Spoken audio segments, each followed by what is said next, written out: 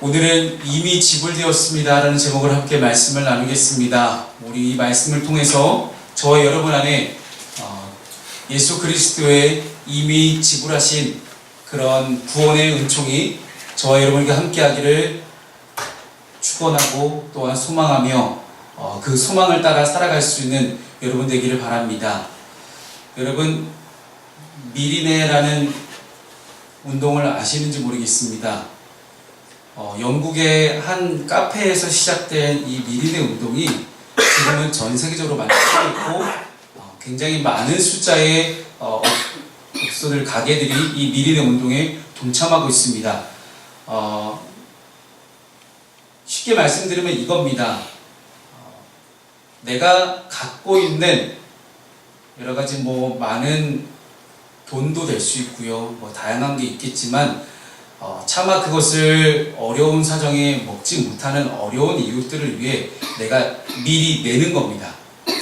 그래서 돈이 없어서 미처 커피 한 잔 아니면 빵 한 조각을 사 먹을 수 없는 어려운 이웃들에게 내가 미리 돈을 내주고 혹시라도 그런 어려운 사람이 지나가다가 그 글을 읽고 누구라도 들어와서 먹고 갈 수 있게끔 하는 것이 미리네입니다.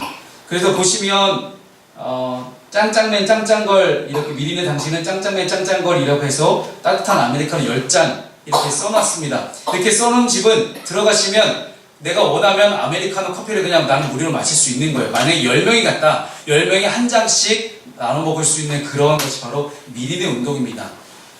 국내에도 굉장히 많은 업체들이 이 미리네 운동에 동참하고 있고요. 많은 다양한 어려운 이웃들을 위해서 이 미리네가 많이 정착이 된 것들을 보게 됩니다. 원래 영국에 있는 어떠한 카페에서 이제 노숙자에게 한 신사가 커피를 대접했던 그 사건 이후로 전 세계적으로 이 미리네 운동이 날마다 퍼져나가고 있습니다. 지금도 이 미리네 운동에 동참하는 가게들이 계속해서 늘어나고 있습니다. 참 아름다운 사회가 아닐까 생각을 해봅니다. 어찌 보면 예수께서 말씀하신 진정한 하나님의 나라가 이런 미리네 운동 같은 것들을 통해서 이루어질 수 있지 않을까 생각을 해봅니다. 내 욕심을 위해서 나 한 명 잘 먹고 잘 살려고 돈을 버는 것이 아니라 내 가족만이 가족이 아니라 이 땅에 있는 모든 사람들이 하나님 안에서 한 형제요 자매라는 생각을 가지고 있기 때문에 이런 미리네 운동이 가능하지 않을까 생각합니다. 이 미리네 운동을 설교서도에 말씀드린 까닭은 이미 예수님께서 우리를 위해 미리 내셨습니다. 예수님께서 이미 2000년 전에 우리를 위해서 이미 지불하셨던 이 구원의 은총이 지금 여러분에게도 동일하게 적용되기를 바랍니다. 여러분, 이 땅에 태어나서 우리는 죽을 때까지 수많은 죄를 짓고 살아갑니다. 근데 그 죄라는 것은 단순히 우리가 행위적인 죄만을 의미하는 것이 아니라 행위적인 죄를 떠나서 우리가 인간의 욕심대로, 인간의 마음대로, 인간의 생각대로 살려고 하는 것들을 우리는 죄라고 이야기합니다. 즉 성경적으로 볼 때 성경적인 기준 속에서의 죄라고 하는 것은 단순히 내가 윤리 도덕적인 범죄나 행위적인 죄를 짓는다고 그것을 물론 죄라고 하긴 하지만 그것만을 죄라고 하는 것이 아니라 성경에서 말하는 죄는 하나님부터 멀어지게 하는 모든 것들을 다 죄라고 이야기합니다. 그 중에 가장 커다란 것은 바로 내가 내 욕심대로, 내 마음대로, 내 주관대로, 내 생각대로 내가 내 인생을 살려고 하는 것, 그것을 우리는 죄라고 이야기합니다. 여러분, 내가 내 인생을 내 마음대로 살겠다는데 왜 네가 나한테 뭐라고 하냐 라고 이야기할지 모르겠지만 내 인생은 내 것이 아니라는 고백이 우리에게 있는 것이 바로 첫 번째 신앙 고백입니다. 우리가 하나님을 향한 진정한 신앙 고백을 할 수 있는 것은 주님, 제 인생은 제 것이 아닙니다. 주님, 제 인생은 다 모든 것이 하나님 것이오니 하나님 마음대로 사용하시옵소서 라고 나를 하나님께 드리는 것이 바로 가장 진정한 신앙 고백이라고 할 수 있을 것입니다. 나의 것을 하나님께 다 드린 그 신앙 고백 위에 이미 다 드렸는데 주님께 이미 드린 것을 내가 내 마음대로 쓰겠다라는 것은 얼마나 큰 욕심이며 죄입니까? 그래서 내가 내 인생을 내 마음대로 살아가는 것, 그것이 바로 성경이 말하고 있는 죄라는 것들을 보았을 때 오늘 본문 가운데 나오는 사도 바울이 이야기하고 싶은 구원은 과연 어떤 구원입니까? 사도 바울이 이 자리에 있는 여러분을 못한 2000년 전에 수많은 유대인들 혹은 헬라인들 이방인들에게 이야기하고 싶었던 구원은 너희들의 힘과 능력으로 얻어지는 것이 아니라는 겁니다. 이미 지불되었던 것처럼, 이미 값이 지불된 것처럼, 이미 옛날에 다 이루어진 일을 너희가 또다시 너희의 힘과 능력과 노력으로 얻으려고 하는구나 라는 것이 바로 바울이 오늘 우리에게 이야기하고 싶은 것입니다. 사람은 사람의 행위로는 의롭게 될 수 없다라고 성경이 기록합니다. 사람의 능력으로 구원을 얻을 수 없습니다. 그 까닭은 사람이 자기의 능력으로 구원을 얻게 되면 사람이 스스로 의롭게 되기 때문입니다. 그래서 성경은 말하기를 세상에 의인은 하나도 없나니 라고 성경은 기록하고 있습니다. 즉 우리가 우리의 노력으로 구원을 쟁취했을 때, 구원을 얻었을 때 끊임없이 우리 자신이 높아지려고 하는 인간의 이기심과 교만과 자만을 하나님은 아시기 때문에 끝까지 우리 자신을 버리고 내려놓으라는 그런 성경적인 가르침을 우리에게 지금까지도 주시고 계시는 것입니다. 전적으로 타락하고 전적으로 무능할 수밖에 없는 인간에게 하나님은 의롭게 될 수 있는 새로운 길을 예수 그리스도를 통해 열어주셨습니다. 그렇다면 우리가 의롭다 하심을 얻을 수 있는 방법은 무엇일까요? 첫 번째는 오직 믿음으로만 의롭다 하심을 얻을 수 있게 되어 있습니다. 22절 말씀을 함께 읽겠습니다. 시작. 곧 예수 그리스도를 믿음으로 말미암아 모든 믿는 자에게 미치는 하나님의 은이 차별이 없느니라. 아멘. 오직이라는 단어를 씁니다. 이거 외에는 다른 답이 없다라는 거예요. 오직 예수 그리스도를 믿음으로 말미암아 우리에게 하나님의 의가 찾아오기 시작한다. 여러분 바로 밑에 말씀을 보시면 모든 사람이 죄를 범하였음에 라고 이야기합니다. 즉 모든 사람은 다 죄인입니다. 그리고 죄의 삭은 사망이라는 성경의 기록들을 보게 된다면 이 모든 인간은 죄인이며 그 죄로 말미암아 죽게 되어 있습니다. 근데 여러분 정말로 우리가 예수를 믿지 않고 죽으면 지옥 갈까요? 굉장히 논쟁이 충분히 일어날 만한 그런 질문이긴 하지만 여러분 정말로 성경에서 지옥이라는 단어를 본 적 있으십니까? 과연 성경이 말하고 있는 지옥은 뭘까요? 우리가 생각하기에 타는 듯한 유황불부터 시작해서 막 고통당하고 있는 그 수많은 그런 것들, 그럼 정말 그게 지옥입니까? 여러분 보이지 않는 영적인 세계를 말하는 그 지옥이라는 곳 자체에 대해서 우리가 타는 듯한 불, 유황불, 거기서 끊임없이 고통당하는 거, 여러분 보이지 않는 영적인 세계에 대해서 그렇다라고 묘사하는 것 자체가 너무 이 땅에서의 기준과 이 땅에서의 가치관을 가지고 이 땅에서의 고통이라는 개념을 가지고 우리는 설명하려고 합니다.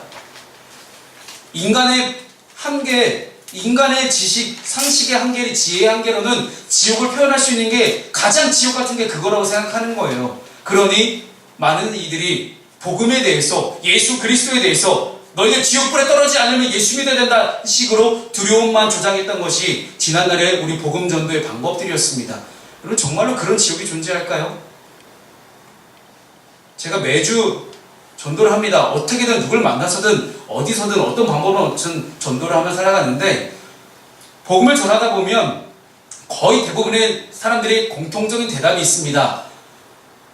아휴 목사님 제가 지금은 당장은 교회 다니고 예수 믿는 거 잘 못할 것 같은데요. 그냥 사는 게 지옥 같아요. 그냥 죽겠어요. 여러분 지옥이 어디 있습니까? 보이지 않는 영적인 세계, 내가 죽어서 갈 수 있는 그런 나라의 어떤 우리가 알지 못하는 그 영적인 세계를 굳이 우리가 우리의 지식으로 상식으로 표현하려고 해보면 고작 그렇게 해봐야 신과 함께 나왔던 7개 지옥 요 정도로밖에 우리가 표현을 못할 거예요. 그게 인간의 한계입니다. 영적인 세계를 향한 인간의 한계가 그러한데 감히 우리가 어떻게 지옥불에 떨어지는 만에 그렇게 얘기할 수 있겠습니까? 지금 사는 게 지옥 같다는데, 사는 게 힘들고 죽겠다는데, 그럼 여기가 지옥이죠. 어디 지옥이 있겠습니까? 성경이 말하고 있는 천국과 지옥의 구분은 딱 한 가지입니다. 내 안에 그리스도가 되시는, 내 안에 구원자가 되신 예수께서 나와 함께 하시느냐, 예수께서 함께 하시지 않느냐, 그것이 유일한 성경적인 기준임을 믿으시기 바랍니다. 즉 주 예수와 동행하니 그 어디나 하늘나라, 이 찬송가의 가사가 여러분의 삶 가운데 그대로 이루어지기를 소망합니다. 아무리 교회를 다녀도요, 아무리 예수를 잘 믿는다고 내가 몸뚱아리를 이쪽 저쪽 교회로 왔다 갔다 열심히 왔다 갔다 해도요, 내 안에 진정한 주인이, 내 안에 진정한 구원자가 예수로 변하지 않고서는, 예수로 바뀌지 않고서는 내 삶의 주인의 자리가, 그 주인의 자리가 예수로 바뀌지 않고서는 도저히 해결할 수 없는 문제가 천국과 지옥의 문제라는 것입니다. 인간의 행위로는 이롭다 할 수는 없는, 인간의 행위로는 구원을 받을 수가 없는 그런 소망 없는 상태로 살아가는 것이 우리 인간입니다. 그런데 하나님께서는 우리를 긍휼히 여겨주셔서 하나님의 구원을, 하나님의 의를 우리에게 직접 보여주십니다. 여러분 스스로 그런 생각 해본 적 있으십니까? 나는 당연히 구원받을 만한 사람이야. 나는 하나님 보시기에 하나님께서 나는 무조건 구원하셔야 돼. 난 어떤 방법으로든 나는 어떻게든 나는 구원받을 만한 사람이야. 라고 혹시 생각해 본 적 있으십니까? 그렇게 생각했던 인물들이 예수님 당시에, 그리고 사도 바울이 로마서를 기록할 당시에 존재했었다라는 거죠. 왜요? 나는 613가지나 되는 구약의 모든 율법을 다 하나도 잊어먹지 않고 그대로 다 외웠고 그대로 실천하며 살아갔으니 당연히 하나님이 나를 구원하실 거라는 그런 착각 속에 빠져 살아가는 사람들이 굉장히 많았다는 것입니다. 사랑하는 여러분, 하나님의 의는, 하나님의 구원은 율법과는 무관합니다. 율법을 통해서 죄를 깨달을 수는 있지만 이 율법 하나만으로 우리에게 구원을 가져다 주지는 못한다는 것입니다. 하나님의 의는 율법과 선지자, 즉 구약 성경에 의해서 입증이 되었습니다. 구약의 말씀에도 많은 말씀들이 믿음으로 말미암아 구원을 얻는다라고 우리에게 가르쳐주고 있습니다. 아브라함이 의롭다함을 여김을 받은 것도 이 믿음 때문이었습니다. 하박국 선지자도 오직 의인은 믿음으로 말미암아 산다라고 그는 하나님의 마음을 전하고 있습니다. 그리고 오늘 본문 22절에도 곧 예수 그리스도를 믿음으로 말미암아 우리가 하나님의 구원을 얻을 수 있다라고 성경은 우리에게 말씀하고 있습니다. 오직 예수 그리스도를 믿는 믿음, 이 믿음만이 우리를 하나님께서 의롭다 여겨주시는데, 에베소서 2장 8절에서 9절 말씀은 우리에게 이렇게 이야기합니다. 함께 읽습니다. 시작. 너희는 그 은혜에 의하여 믿음으로 말미암아 구원을 받았으니 이것은 너희에게서 난 것이 아니요 하나님의 선물이라. 행위에서 난 것이 아니니 이는 누구든지 자랑하지 못하게 함이라. 아멘. 여러분, 선물은 주는 사람 마음이에요. 받는 사람이 무조건 나 이거 받아야 된다라고 막 대놓고 요구하는 경우는 거의 없지 않습니까? 일반적으로 선물은 주는 사람 마음에 달려져 있습니다. 우리가 하나님의 은혜로 말미암아 구원을 받았다라고 이야기를 하는데, 이 구원을 받은 것이 나를 통해서 이루어진 것이 아니라 오직 하나님의 선물이다. 하나님이 내가 뭐 예뻐서 준 거 아니고, 내가 뭐 잘나서 준 것도 아니고, 그저 하나님 나에게 나를 사랑하셔서, 내가 잘난 거 하나도 없는데 나를 사랑하셔서 나에게 선물을 주고 싶었는데 그 선물이 구원이라는 거예요. 사람들은 구원을 받기 위해 공덕을 쌓으려고 합니다.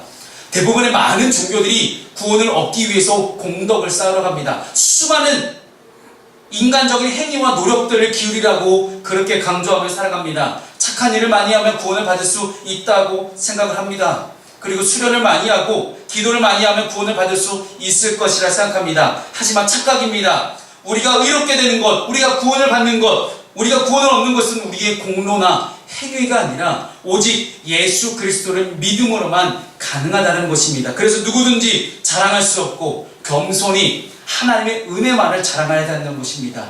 여러분, 다시 한번 말씀드리지만 우리의 노력으로 우리가 구원을 얻게 된다면 결국 하나님보다 우리가 높아집니다. 내가 스스로 이렇게 했기 때문에 구원을 얻었으니, 내가 이렇게 해서 내가 구원을 받았다는 착각 속에 살아가니 끊임없이 하나님보다 자기 자신을 높이려는 그런 인간적인 마음과 욕심이, 이기심과 교만이 우리 마음 가운데 자리를 잡고 있습니다. 그래서 우리는 무엇을 자랑하기 이전에 오직 하나님만을 자랑할 수 있는 저 여러분 되기를 주님의 이름으로 축원합니다. 여러분, 원통에 불교의 불경이 새겨져 있어요. 이거 마니통이라고 하는데, 이 마니통을 하루에 한 번씩 돌려요. 이게 절인데 이 큰 절에 이것이 어디냐면 티베트입니다. 티베트 불교 쪽에 있는 이제 티베트 불교 사원인데, 티베트 불교의 5대 사원 중에 하나라고 하는 엄청난 큰 절이에요. 지금도 전 세계에서 수많은 관광객들이 이제 여기를, 아니면 순례객들이 여기를 다니는데, 이 지역 사람들은 매일 아침 이 절에 올라가서 이 절을 삥 한 바퀴 돌릴 수 있는 이 불경들을 하나씩 한 바퀴씩 이렇게 돌리고 한 바퀴 돌리고 이렇게 삥 모든 불경을 다 돌리고 나옵니다. 매일 아침 그렇게 불경을 돌리면 자신들이 구원을 받는다라고 생각을 해요. 그래서 지금도 여전히 지금 티베트 선교사님 말을 들어보면 지금도 역시 그렇게 하고 있다고 합니다. 이게 무슨 일입니까, 이게? 이거 한다고 구원을 받을 수 있다니요. 여러분, 정말 말도 안 되는 것 같지만 이 사람들에게 이미 이거는 절대 거부할 수 없는 진리처럼 여겨지는 겁니다. 근데 여러분, 너무 소름 끼치지 않습니까? 한국 교회 안에 이런 일들이 얼마나 많습니까? 이렇게 교회에서 이렇게 하면 구원받는다, 이렇게 하면 난 당연히 구원받을 수 있다고 생각하는 것, 끊임없이 나를 드러내고 내가 이거 했다, 내가 저거 했다. 세상에요, 예전에 어느 선배 목사님 그러더라고요. 자기가 교회 새로 구입해서 갔더니 피아노 위치가 음악적으로 전혀 안 맞는 거예요. 그러면 음악 사역 하시는 분이라 그 피아노 위치를 옮겼다는, 그랬더니 바로 그 다음날 어떤 한 장로님이 찾아오셔서 자기가 엄청나게 화를 내더랍니다. 내가 교회에 헌물한 피아노 위치를 감히 새로 부임한 목사가 그거 옮겼다고 난리를 치는 거예요. 무엇이 중헌디? 여러분, 도대체 무엇이 중헌디? 인간의 공덕이 그렇게 중요합니까? 이게 뭐 교회다가 이렇게 뭘 하는 것이 그게 무엇이 중요합니까, 그게? 여러분, 피아노가 중요해요? 아니면 복음이 중요합니까?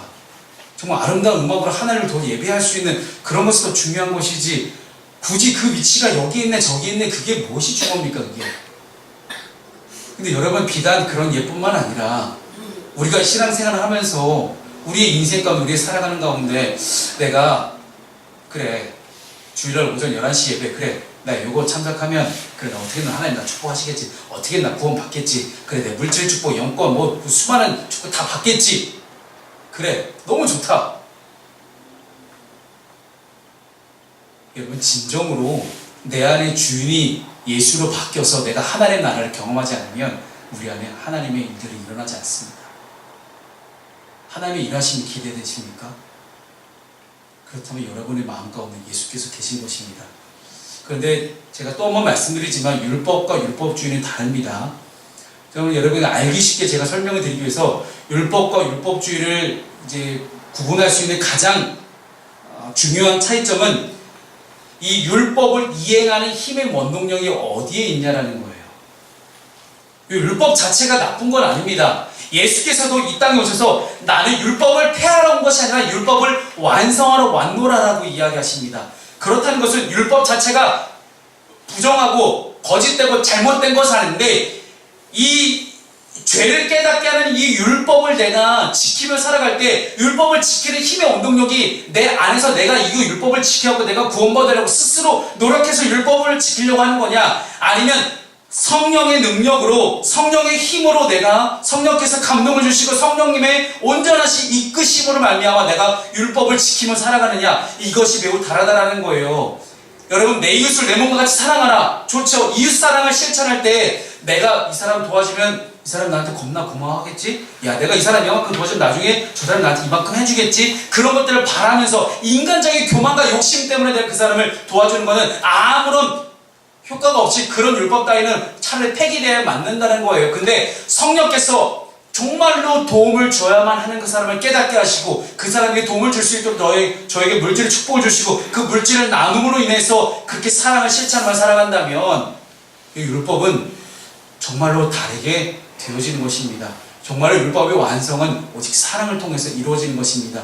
베드로전서 4장 11절 말씀을 함께 읽어보겠습니다. 시작. 만일 누가 말하려면 하나님의 말씀을 하는 것 같이 하고 누가 공사하려면 하나님이 공급하시는 힘으로 하는 것 같이 하라. 이는 범사에 예수 그리스도로 말미암아 하나님의 영광을 받으시게 하려 함이니 그에게 영광과 권능이 세세에 무궁하도록 있느니라. 아멘.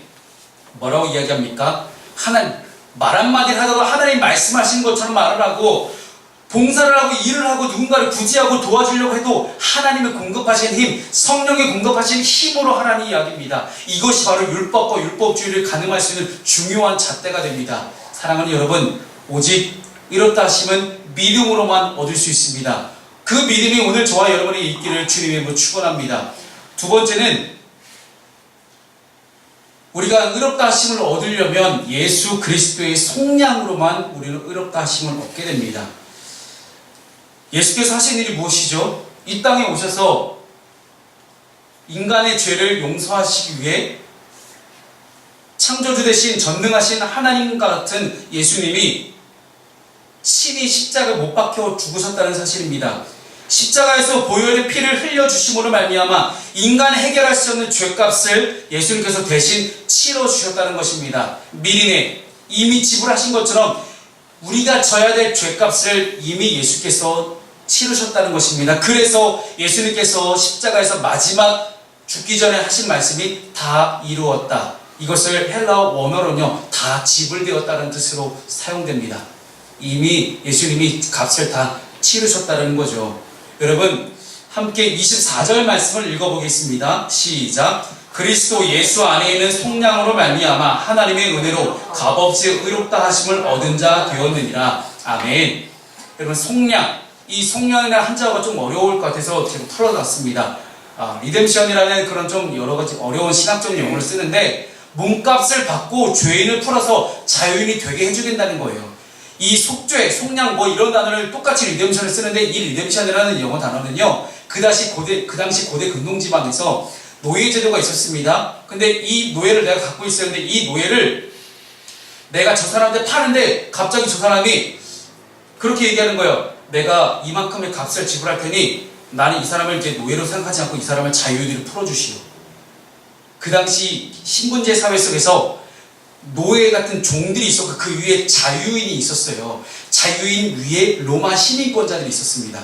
그러니까 쉽게 얘기하면 자유인은 평민이에요. 어쨌든 종이나 노예는 아닌 거죠. 로마 시민권자는 같은 그런 계급은 아니지만 그 중간에 있는 평민, 시민, 일반 시민, 자유인이 될 수 있어요. 어디든지 자유롭게 왔다 갈 수 있는 그런 자유인이 되었다는 거예요. 항상 노예들은 묶여 있어요. 그래서 예전에 보면 배너 같은 영화를 봐도 커다란 배를 밑에서 쇠살에 묶인 노예들이 열심히 막 노를 젓지 않습니까? 묶여 있어요. 여러분, 속량 받으면 자유인이 됩니다. 쇠사슬이 풀어져서 자유하게 되는 거예요. 죄의 속박과 굴레로부터 자유하게 되는 것. 여러분을 묶고 있는 여러 가지 근심과 걱정과 고민과 염려 속에서 도저히 해결될 수 없는 문제들 같은 그 쇠사슬 속에서 여러분이 풀려지는 역사, 그것이 바로 속량의 진정한 의미라는 것입니다. 그래서 여러분, 예수 그리스도의 십자가 사건을 단순히 내가 죽어서 천국 가는 요 정도로만 여러분 생각하시면 여러분 정말로 진짜 100분의 1밖에 모르는 겁니다. 여러분, 하나님 나라의 완전한 비밀을 알려면 예수 그리스도의 십자가 사건, 이 속량의 사건이 나를 자유하게 하시는 이 모든 사건이 나를 둘러싸는 모든 억압과 굴레와 속박으로부터 나를 완전히 벗어나게 해주는 진짜 완전한 구원이라는 사실을 여러분 믿으시기 바랍니다. 이것이 십자가 구원의 비밀입니다. 십자가 은혜의 비밀임을 여러분 믿으시기 바랍니다. 구약시대에는요, 이스라엘 백성들이 자신의 죄를 해결할 수 있는 방법이 딱 하나밖에 없었어요. 내가 죄를 지었어요. 내가 율법을 613가지를 내가 어떻게 하면 잘 지켜보려고 했는데 잘못해서 죄를 지었어요. 이 죄를 해결을 해야 되잖아요. 그래서 흠없는 어린 양 한 마리를 데리고 옵니다. 흠없는 어린 양, 순양 한 마리를 데리고 와서 제사장한테 가요. 그럼 제사장이 너 죄 졌냐? 왜 그랬어? 잘 좀 하지. 그래, 시작하자. 뭘 시작하냐면 죄인이 흠없는 어린 양에게 자기의 손을 얹습니다. 그 어린 양이 머리에 손을 얹어요. 손을 얹고 제사장이 그를 위해서 축복 기도를 합니다. 그 기도의 내용들이 이렇습니다. 이 사람이 지었던 죄가 손을 얹은 어린 양에게 그대로 전가된다는 거예요. 전가라는 단어는 옮겨지다라는 거예요. 내 죄가 이 양에게 옮겨져요. 그래서 내가 죄를 지었으니 나는 바로 내가 죽어야 돼요. 내가 죄를 지었으니까 내가 죽는 게 맞는 거잖아요. 그런데 내가 죽지 않고 내가 살아서 하나님의 뜻을 이루려고 하니 내 죄를 이 양에게 전가시키려고 합니다. 제사장님, 제 죄를 용서해 주세요. 그래서 제사장이 와서 그렇게 쫙 해주고 그 흠없는 어린 양을 각을 뗍니다. 그래서 피를 이 땅바닥에 흘리지 않고 이렇게 가죽과 살을 다 분리해내요. 그리고 그 분리해낸 그 모든 것들을 제단에 올려놓고 태웁니다. 그 태우는 그 향이 쫙 올라가서 하나님의 향을 맡으셨을 때 이 사람의 죄가 다 깨끗이 사라진다라는 거예요. 어쨌든 죄의 삭은 사망이다. 죄값을 치르려면 누군가는 죽어야 돼요.